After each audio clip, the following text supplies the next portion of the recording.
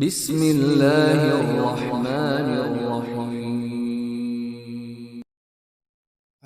عقبہ نے ابو وہاب بن عزیز کی لڑکی سے نکاح کیا تو ان کے پاس ایک عورت آئی اور کہنے لگی کہ میں نے عقبہ کو اور جس سے اس کا نکاح ہوا ہے اس کو دودھ پلایا ہے، نہ تو نے کبھی مجھے بتایا۔ یہ سن کر عقبہ نے کہا مجھے نہیں معلوم کہ تو نے مجھے دودھ پلایا ہے۔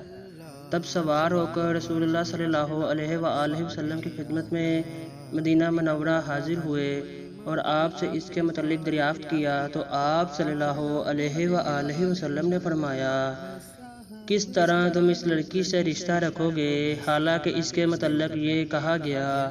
تب عقبہ بن حارث نے اس لڑکی کو چھوڑ دیا اور اس نے دوسرا خاوند کر لیا۔ صحیح بخاری حدیث نمبر 88۔